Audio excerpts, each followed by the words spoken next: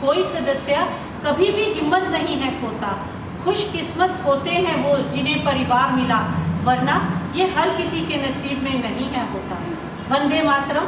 मैं डॉक्टर अंजलि भारती, भारत विकास परिषद नगर शाखा अम्बाला शहर प्रांत हरियाणा उत्तर रीजन नॉर्थ 2 की मातृशक्ति द्वारा एक लघु नाटिका जिसका शीर्षक संयुक्त परिवार एवं कामकाजी महिलाएं है प्रस्तुत करने जा रहे हैं। दादा दादी के आंगन में माता पिता, भाई बहन, बेटे बेटियां, पोते पोतियों के रूप में खिले हुए पुष्पों के इस समूह रूपी संयुक्त परिवार से मिलिए, जिसमें 2 बेटे, बच्चे, 2 बहुएं जो कि नौकरी भी करती हैं, उनसे मिलिए। कामकाजी महिलाओं को दोहरी चुनौती का सामना करना पड़ता है, घर एवं बाहर, और जिसमें प्रमुख है संतुलन। यदि एक पक्ष को गलती से भी इग्नोर कर दिया तो जीवन की गाड़ी डगमगाने में देर नहीं लगती। देखिए किस प्रकार।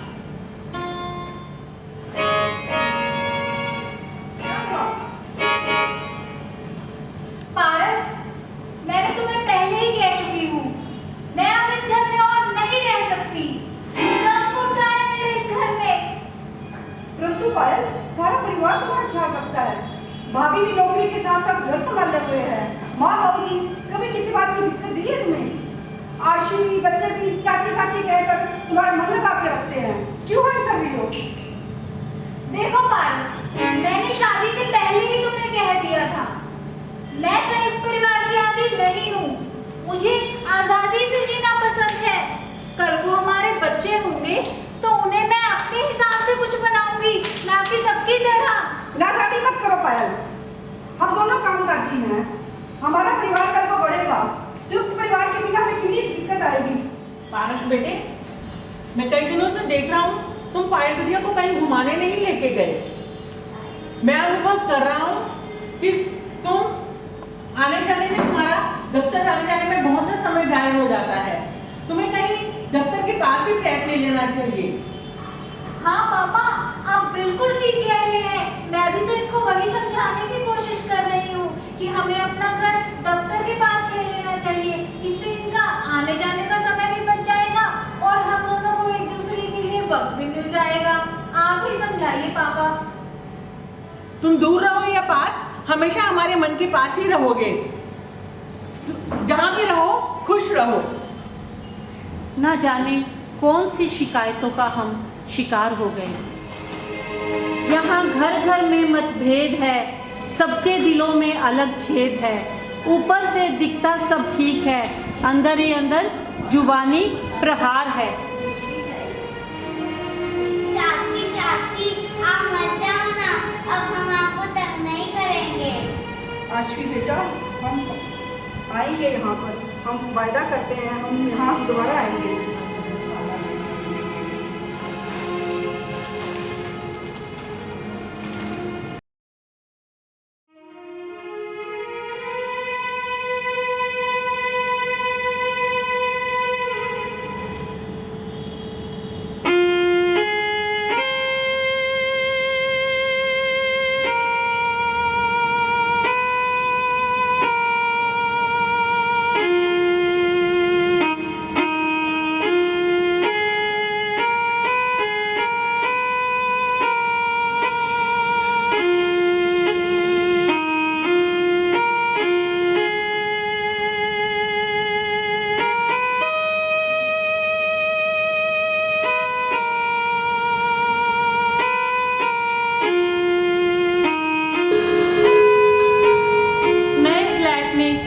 जाते ही पायल खुश हो जाती है और भविष्य के सपने बुनने लगती है।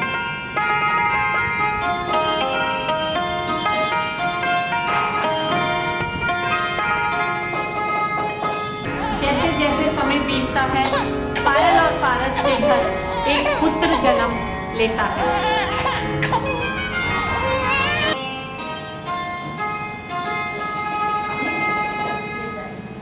तो जनाब, एकाकी परिवार में दुविधा, दुविधाओं का प्रवेश।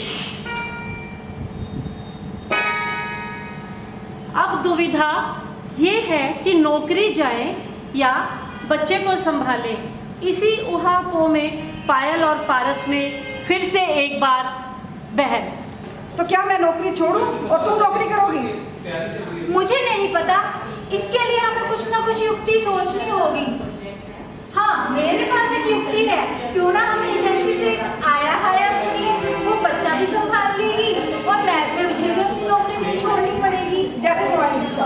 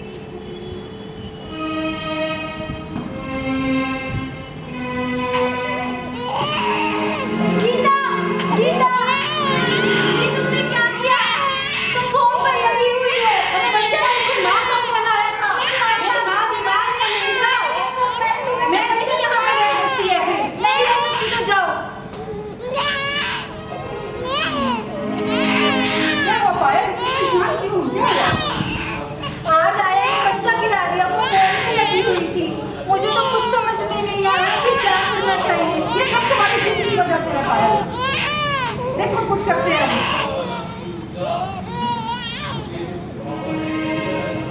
हेलो पारस, क्या हुआ? तुम इतने चिंतित क्यों नजर आ रहे हो? भैया बहुत परेशान हूँ। एक पायल की छोटी सी जिद की वजह से आज मेरा मुंडा गिरते गिरते बचा। पारस, तुम चिंता मत करो, मैं कल सुबह ही माँ बाबूजी को लेकर तुम्हारे पास आऊँगा और तुम्हारी चिंता का कोई ना कोई हल जरूर निकल जाएगा। कोई बात नहीं, तुम चिंता मत करो। उस संस्कार और संस्कृति के दौर में हम मुस्कुराते नहीं अपितु खुलकर हंसते थे। अगले दिन पायल ने छुट्टी ली, ससुराल से सभी लोग आ गए।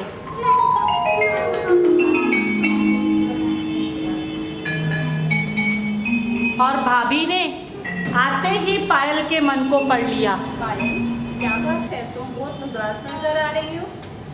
हाँ भाभी, आपने ठीक पहचाना। कल की घटना के बाद तो मुझे कुछ समझ में नहीं आ रहा कि गलती कहाँ हुई और कैसे हुई। देखो पायल, मैं भी तुम्हारी जेठानी होने के साथ साथ एक महिला भी हूँ और मैं भी नौकरी कर रही हूँ। तुम तो देख ही रही हो, मेरे 2 छोटे छोटे बच्चे भी हैं और हमारे इस परिवार में रहते हुए ये बच्चे कब बड़े हो गए मुझे पता ही नहीं चला। महिला होने के नाते मैं तुम्हें यही समझाना चाहूँगी कि जो प्यार बच्चे को माँ बाबा, ताया ताई या हमारे बच्चे उसको करेंगे तो एक आया नहीं दे सकती। एक आया तुम्हें सिर्फ टाइम के लिए, समय की ज़रूरत के लिए, पैसे के कमाने के लिए आएगी, लेकिन जो आनंद, खुशी, प्रेम बच्चे को एक संयुक्त परिवार में मिलता है वो एकल परिवार में नहीं मिल सकता। उल्टा तुम ज़्यादा परेशान हो जाओगी। तुम देख रही हो ना, मैं भी तो अपने बच्चों को छोड़ के जाती हूँ, मुझे कभी भी टेंशन नहीं होता कि मेरे बच्चों का पीछे से क्या होगा।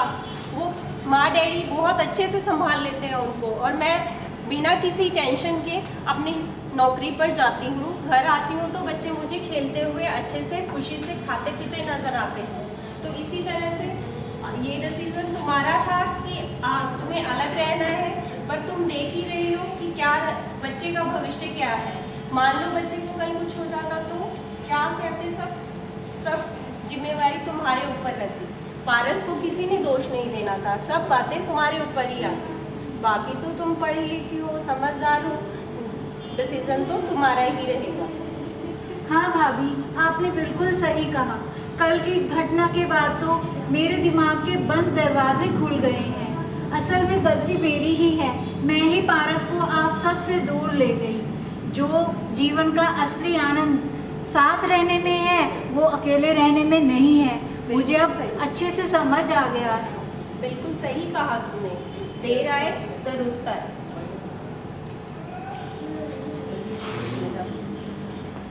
जिसके पास परिवार का साथ है, पास उसके भगवान की सौगात है। ये लीजिए आपका पोता, आप इसे संभालिए। मैं ये कामना करती हूँ जिस तरह जो संस्कार आप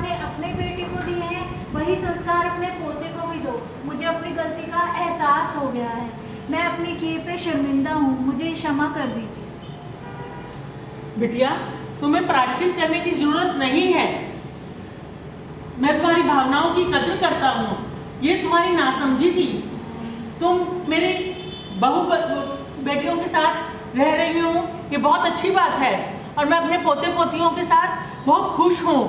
ये मेरी प्रभु की असीम कृपा है। जिसके पास परिवार का साथ है, पास उसके भगवान की सौगात है। जब मुश्किलों में कोई काम ना आए, वो परिवार ही है जो साथ निभाए।